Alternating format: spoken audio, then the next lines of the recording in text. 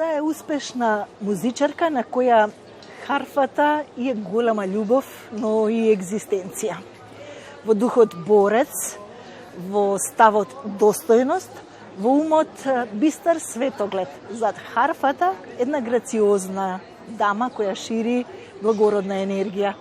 Добро утро, овој понеделник и посакувам на харфистката Мерсиха Шукри.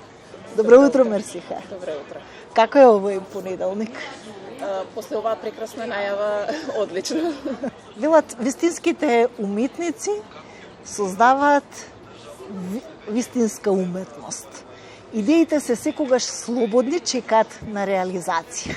На што во моментот работите? Еве не во вашата матична македонска филхармонија. Моментално, значи, во математичната куќа спремаме концерт кој што ќе биде филхармонија на отворено, оној традиционален, во парк кој што е отворен за сите граѓани кои што сака да ужива во музиката. Значи, овој пат се работи за лудориите на Чаплин, така се вика проектот. Ќе се емитува филмот, ќе се проектира всушност филмот Детето, The Kid, со Чарли Чаплин, а музиката ќе ја свири оркестарот на Македонската филхармонија. Од каде кај вас љубовта токму кон харфата? Толку време го изучував пијаното како инструмент и кога дојде време да се запишам во средно училиште, каде ќе го продолжам своето образование, едноставно не сакав со музика да се бавам, затоа што татко ми и брат ми се музичари, сите мислеете покрај татко ти брат и ти, и никако не се ни пронаоѓав со пијаното, бидејќи сакав по природа сум малку по љубопитна, да кажам авантуристички, во смисла на тоа сакам нови работи, нешто што ќе ме држи онака буквално постојано да истражувам во некои нови води. И така случајно на иницијатива на татко ми во тоа време, кој што предаваше мандолина и контрабас во музичкото училиште, да се изучуваат инструменти кои што не се учеле до тогаш, меѓу нив и харфата, отидов на еден информативен час со две харфистки од Русија, кои тогаш во тоа време беа пристигуваа во Македонија. И тогаш се јави таа љубов на прв поглед, ајде така да ја кажам. И никако ми беше интересно, тоа беше нешто ново кај нас, до сега го немаше, воопшто не се изучуваше. И меѓутоа, она што сакам да кажам, се запиша во општа гимназија, а отидов на информативен час, во меѓувреме. И едноставно, кога ја видов харфата, реков, јас морам и тоа да го изучувам. Така да изучував, оде во две средни училишта. Она што, како ги откривав тајните на тој инструмент, на таа убавина која што лежи зад жиците, иако морам да признам дека за да го свирите треба сепак доста физички и психичка подготвеност, за да излезат сите тие убави звуци, таа магија која излегува од жиците на харфата. И едноставно знаев дека тоа ќе биде тоа што ќе го правам во животот. Едноставно изгледа универзумот така сакал и рекол дека ета, ти ќе бидеш таа која што ќе ги отвори вратите и ќе ја започнеш харфата, светот на харфата во Македонија. Вие сте првиот студент на одсекот харфа при факултетот за музичка уметност. Тешко е да се оди по неразгазени патишта? Да не бидам, можеби, нескромно кажам, но навистина е тешко, затоа што пред се немате инструмент во институцијата каде што, образовната институција каде што треба да го учите, немате наставна програма и план. И сте еден вид на експеримент кој што буквално ги отвара вратите и едноставно ја трасира патеката по која што подосна самото искуство си го кажува, подосна е многу полесно за останатите кои што ќе продолжат да го изучуваат. Е тешко затоа што навистина треба многу упорност, треба многу борба во тоа, затоа што треба да бидете и многу тврдоглави, но во позитивна смисла, тврдоглави.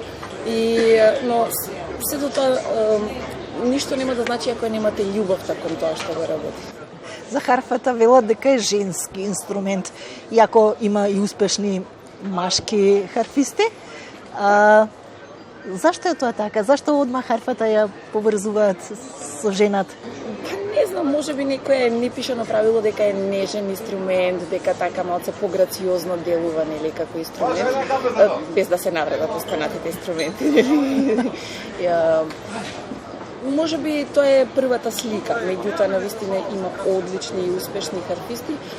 Ако погледнеме во историјата на литературата за харфа, најголемите композитори и харфисти биле мажи, всушност, кои што оставиле траги. Ќерка на Рамадан Шукри, големиот уметник кој го основаше мандолинскиот оркестар, сестра на Еркан Шукри, кој е виолинист и диригент, и Мерсиха харфистка. Тешко е да се држи чекор со нив? Па знаете како, ние ако сме нели фамилиарно едно семејство, ние сепак делуваме, твориме на различни полиња. И на некој начин сме секој за себе бренд во она што си го работи. Иако сме нели крвно сврзани с крвно сродство, го работиме тоа со меѓусебно со голема почит према другиот. Значи секој кога сме на сцената, ние сме колеги. Иако од досегашните искуства можам да кажам дека навистина е тешко затоа што сепак да имате познат родител и успешен родител, тоа е една голема одговорност и тежина која што вие треба не само да ја оправдате, пред се треба да ја заслужите и да ја оправдате оно што го работите и дури и да бидете уникатни затоа што секогаш обично оставаат во сенка на родителот, а вие треба да излезете од таа сенка и да бидете уникатни. Меѓутоа јас се гордам што имам прекрасен татко и нормално и брат кои што се успешни во тоа што го радат. На вашите семејни веселби и собиранки мора да е многу интересно. Кој е најчестиот совет, најдобрата поука што сте ја добиле од нив? Ги спомнавте седенките, морам да ја спомнам, мајка ми е највеселата. Да не ја заборавам, бидејќи таа музички таа не е музички ангажирана. Да, таа не е музичар по професија, меѓутоа ни е најдобриот музички критичар. Секогаш знае кога добро сме отсвирале, како сме се чувствувале. Да живеете со тројца музичари е навистина тешко. И мислам дека најголемата заслуга за тоа што ние сме успешни и сме достигнале до ова ниво е сепак мајката која што нели она во позадината која што не е истакната секогаш. Првиот совет, уште додека почнав да се школувам со харфата, од мојот татко беше: ти работи си, твоето ќе дојде. Кога тогаш ќе поминеш многу работи, многу искушенија, што и се докажа. И друга работа што татко ми исто ми има кажа: ти вика го поминуваш мојот пат. Затоа знам ни што се ќе поминеш. Бидејќи тој бил првиот контрабасист во Македонија и знае како треба и што се треба човек да помине за да стане успешен, а пред се да го работи тоа со љубов, да не изгуби љубов. А од друга страна па имам совет добиено од мојата мајка која што вика: колку да го мешаш маслото со водата, маслото секогаш ќе исплива. Значи можат разноразни игри, разноразни работи да ти се случуваат во животот, меѓутоа квалитетот ќе ти биде препознат. Кога тогаш? Не може едноставно да биде незабележан и без разлика дали ќе биде признаен, нели?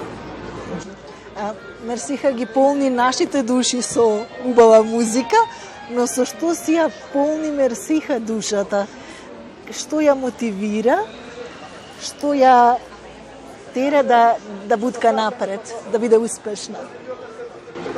Па Мерсиха покрај харфата, нели, и покрај класичната музика сака да слуша и друг вид на музика, посебно рок. И често одам на рок свирки кај другари, колеги, каде што навистина сакам да го живеам оној нормален свет како сите млади, нели. Сакам да прочитам убава книга, посебно со духовна содржина, убави мисли, каде што ќе не стават во размислување што сакаме во животот и зошто го живееме животот, што сакаме да оставиме зад себе. Значи, не е само нели да го поминеме и само да отсвириме, меѓутоа тоа што го правиме достави некаква трага кај луѓето. Дали ќе биде како една мисла, дали ќе биде како музика, едноставно да ширите љубов. Ето, тоа можам да го кажам најдеш. Како стартува денот за вас? Наутро обично сакам вака цедени сокови да пијам, во смисла на нешто детокс да му се направи на организмот, бидејќи мораме да се грижиме за здравјето, нели? Во здраво тело мора да имаме и здрав дух и наутро обично сакам да медитирам. Ги пуштам мислите онака да одлетаат, буквално да се исчисти се она што е непотребно. Мерсиха, убавите и вредните луѓе заслужуваат да бидат среќни секогаш. Посакувам многу среќа и успех да ве прати и благодарност што ова утро бевте гостин на Македонија на утро. Благодарам многу, ми беше задоволство.